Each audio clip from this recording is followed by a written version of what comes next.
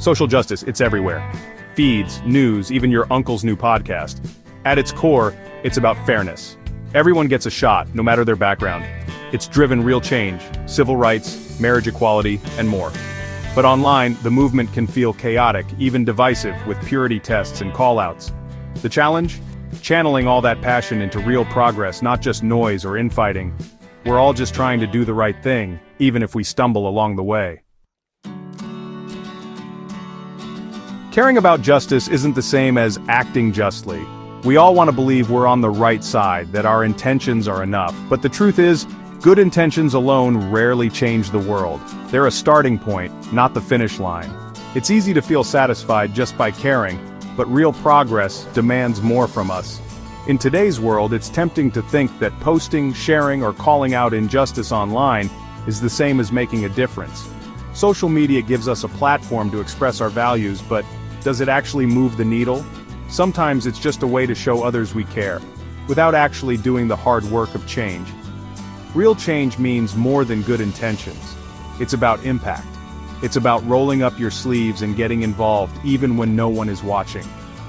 It's about showing up for your community, lending a hand, and making sacrifices for the greater good. Impact is measured by the lives we touch, not the likes we get. Virtue signaling is easy. Living your values, especially when it's hard, is what matters. It's simple to join a crowd or post a hashtag, but it takes real courage to stand up for what's right when it's uncomfortable or unpopular.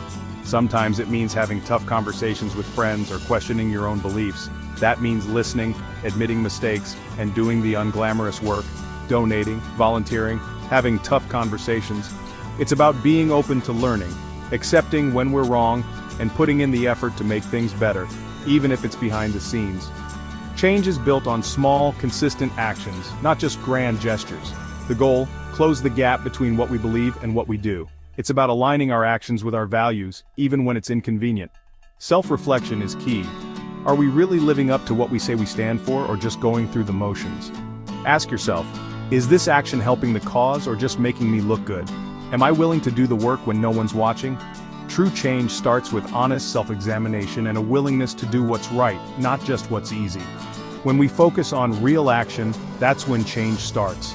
It's the everyday choices, the quiet efforts, and the willingness to keep going that truly make a difference. Let's move beyond good intentions and commit to making a real impact, together. Let's talk about privilege, a word that sparks a lot of conversation and sometimes a lot of discomfort. Privilege isn't always obvious. It can be as simple as feeling safe walking home at night, or having your voice heard in a meeting. It's about the unearned advantages some people have, often without even realizing it. And then there's cancel culture, another hot-button topic that's become a lightning rod for debate. People argue about whether it's a force for good or a tool for harm.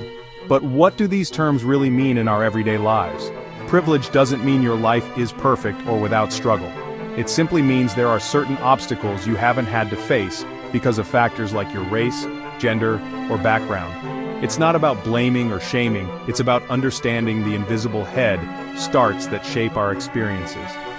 Recognizing privilege isn't about feeling guilty, it's about being aware, listening to others, and showing empathy. When we acknowledge our own advantages, we can better support those who face barriers we might not even see. Cancel culture originally emerged as a way for people to hold the powerful accountable, especially when traditional systems failed to deliver justice. It gave a voice to those who felt ignored or silenced, and sometimes it led to real change. But over time, cancel culture has sometimes shifted into something harsher, a kind of digital mob justice. People can be publicly shamed, lose jobs, or be ostracized for mistakes, with little chance to explain, apologize, or grow. The punishment can feel permanent, even when the offense is not.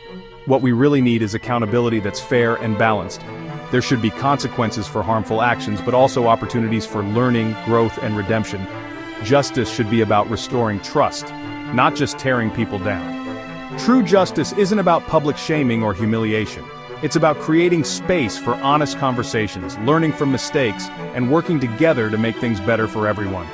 Let's use our awareness of privilege and our desire for accountability as tools to build stronger, more compassionate communities, not just to call out, but to lift up and create lasting change.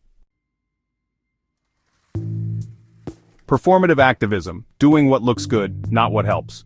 Remember the black squares on Instagram? Good intentions, but they drowned out real info activists needed. It's easy to post or change a profile pic. Real change is harder. Donating, volunteering, having tough talks. Social media can raise awareness, but it's just a starting point.